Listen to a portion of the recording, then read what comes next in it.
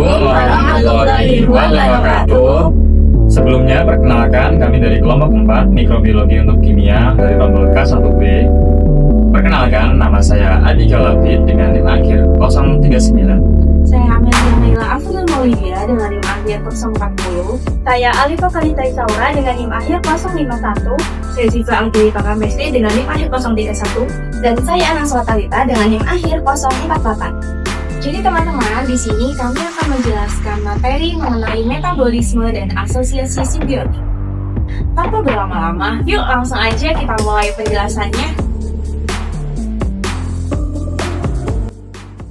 Metabolisme merupakan seluruh rangkaian reaksi kimia yang terjadi di dalam sel untuk mempertahankan kehidupan. Reaksi-reaksi ini memungkinkan sel untuk memperoleh energi, membentuk komponen penyusun tubuh, serta menjaga kestabilan fungsi biologisnya. Dalam organisme hidup, termasuk mikroorganisme, metabolisme dibagi menjadi dua proses utama, yaitu katabolisme dan anabolisme. Katabolisme adalah proses dekomposisi molekul kompleks menjadi molekul yang lebih sederhana dengan tujuan melepaskan energi. Contohnya, pemecahan glukosa menjadi karbon dioksida dan air melalui proses fermentasi atau respirasi. Energi yang dihasilkan dari proses ini biasanya disimpan dalam bentuk adenosin trifosfat atau yang biasa disebut dengan ATP. Anabolisme adalah proses kebalikan dari katabolisme, yaitu sintesis molekul kompleks dari bahan-bahan sederhana dengan memerlukan energi. Contohnya adalah sintesis protein dari asam amino atau pembentukan asam lemak dan nukleotida. Energi yang digunakan dalam anabolisme umumnya berasal dari hasil katabolisme sebelumnya.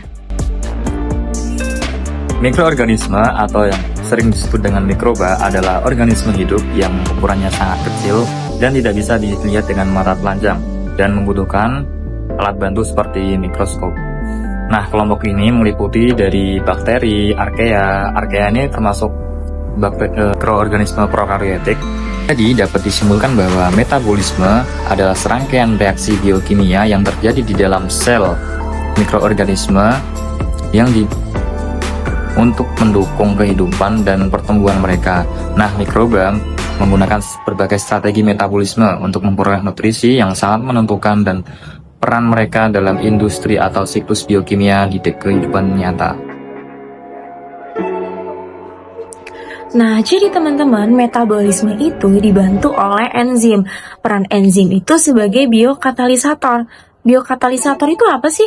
Biokatalisator itu adalah zat yang mempercepat reaksi tanpa ikut bereaksi. Nah, cara enzim dalam metabolisme itu mempercepat reaksinya dengan menurunkan energi aktivasinya. Kemudian terdapat dua teori cara kerja enzim. Yang pertama itu teori gembok dan yang kedua induksi teori. Nah, teori gembok ini bentuk dari enzimnya itu digambarkan seperti gembok, kemudian substratnya itu sebagai kunci. Jadi antara sisi aktif enzim dengan substrat itu harus pas. Kemudian teori yang kedua itu ada induksi teori. Jadi bentuk sisi aktif dari enzim itu fleksibel, bisa menyesuaikan dari bentuk substratnya. Namun tetap saja satu substrat untuk satu enzim. Jika enzim dan substrat itu sudah menempel, enzim tidak dapat bertempelan dengan substrat yang lainnya.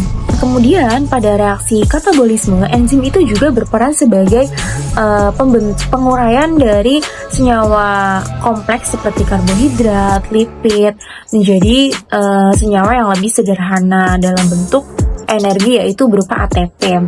Kemudian pada reaksi anabolisme, enzim juga berperan untuk pembentukan senyawa kompleks dari molekul-molekul sederhana seperti sintesis asam amino, protein, dan asam nukleat.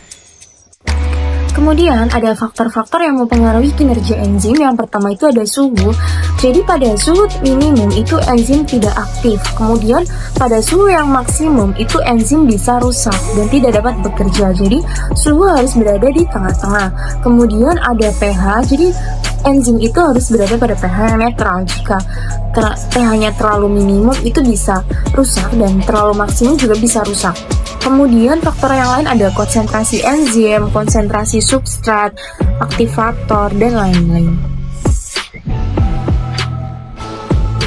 Alur metabolisme pada mikroorganisme yang pertama ada katabolisme yang terbagi menjadi respirasi aerob, yaitu proses yang memanfaatkan oksigen untuk menghasilkan energi terbagi menjadi 4 tahap. Yang pertama ada glikolisis, kemudian ada asam piruvat menjadi asetil-CoA, siklus asam sitrat, dan juga transfer elektron. Elektron dari NADH akan menghasilkan ATP dalam jumlah yang paling tinggi atau paling besar dibandingkan dengan jalur yang lainnya. Contohnya ada Escherichia coli dan juga Pseudomonas aeruginosa. Yang kedua ada respirasi aerob, yaitu jalur tanpa oksigen. Bedanya dengan yang aerob, aseptor elektronnya bukan oksigen namun senyawa lain seperti nitrat, sulfat ataupun karbonat, menghasilkan ATP yang lebih sedikit.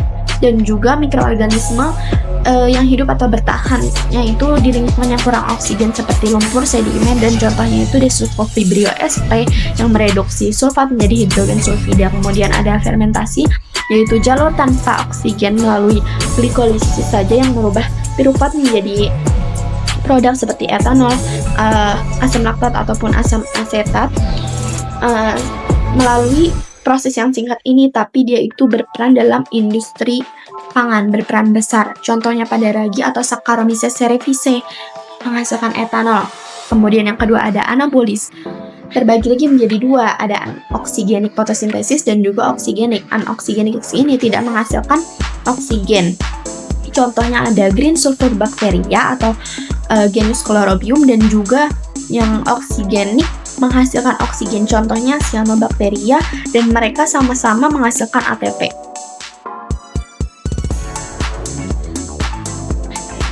Jadi teman-teman, bakteri autotrof adalah bakteri yang memiliki kemampuan untuk menggunakan senyawa anorganik seperti karbon dioksida dan metana sebagai sumber energi. Artinya bakteri ini itu tidak bergantung oleh organisme lain, dia bisa hidup secara mandiri di berbagai lingkungan. Kemudian berdasarkan sumber energi, bakteri ini dibagi menjadi 2. Yang pertama ada fotoautotrof dan yang kedua ada kemoautotrof. Sementara itu, bakteri kemoautotrof itu memperoleh energinya bukan dari cahaya matahari, melainkan dari reaksi oksidasi senyawa anorganik seperti amonia, nitrit, atau sulfur. Yang kemudian energi yang dihasilkan ini digunakan untuk mengubah karbon dioksida menjadi senyawa organik.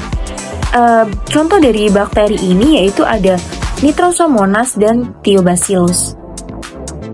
Bakteri heterotrof merupakan kelompok bakteri yang memperoleh energi melalui proses oksidasi senyawa organik seperti glukosa, protein, dan lipid.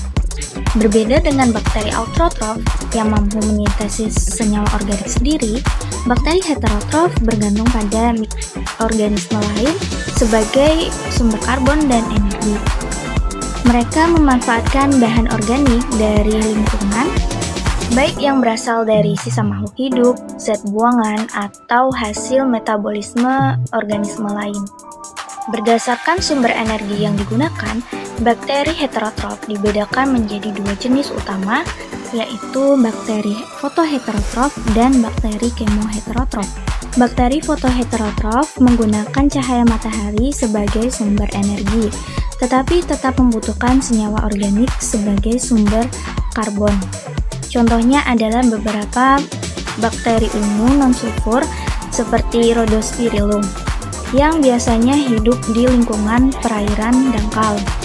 Mereka tidak menghasilkan oksigen selama proses metabolisme karena tidak mendekomposisi air, berbeda dengan bakteri autotrof. Sementara itu, bakteri kemoheterotrof memperoleh energi sekaligus karbon dari senyawa organik seperti glukosa atau asam amino melalui proses fermentasi dan respirasi. Sebagian besar bakteri patogen dan pembusuk termasuk ke dalam kelompok ini, misalnya Escherichia coli. Dan selanjutnya ada peran nyata atau bukti nyata bahwa metabolisme mikroorganisme itu bermanfaat bagi alam dan lingkungan di sekitar kita. Jadi ada yang namanya daun nitrogen dan juga daun sulfur seperti yang sudah kita pelajari di SMA. Nah, di sini saya akan menjelaskan peran metabolisme mikroorganismenya saja yang biasanya berupa bakteri. Jadi yang pertama itu ada daun nitrogen. Nah, gas nitrogen atau N2 di udara itu tidak bisa langsung digunakan oleh tumbuhan, jadi harus melalui fiksasi oleh bakteri rhizobium, lalu diubah menjadi nitrat oleh bakteri biasanya Nitrosomonas, itu baru bisa digunakan oleh tumbuhan untuk berfotosintesis, yang kemudian sisa nitrat tadi itu bisa didenitrifikasi oleh biasanya bakteri Pseudomonas untuk dikembalikan menjadi gas nitrogen ke udara, lalu mengulang siklus nitrogen itu tadi. Nah, lalu ada di daun sulfur. Nah, sulfur kan salah satunya bisa dihasilkan dari pembusukan bangkai hewan atau kotoran dari hewan, yang itu tuh proses dekomposisinya itu dikerjakan atau dilakukan oleh bakteri yang bermetabolisme.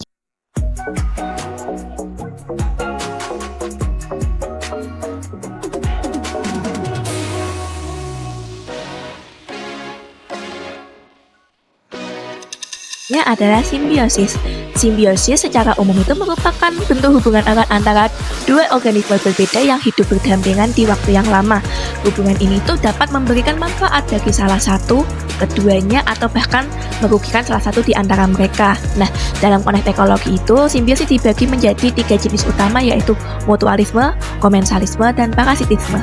Mutualisme itu merupakan simbiosis yang saling menguntungkan, saling memberikan keuntungan di kedua organisme yang berinteraksi. Namun di sini mereka harus berkontak secara metabolisme. Contohnya di dunia mikroorganisme itu mutualisme dapat dilihat di asosiasi mikorizat antara jamur dan akar tanaman. Jadi jamur dalam akar tanaman itu bisa membantu untuk menyerap unsur hara yang dibutuhkan oleh tanaman seperti fosfat dan air dari tanah, dan juga tanaman akan memberikan hasil fotosintesisnya. Jadi dibagi hasil fotosintesisnya berupa karbohidrat itu kepada jamur mikorizat tersebut.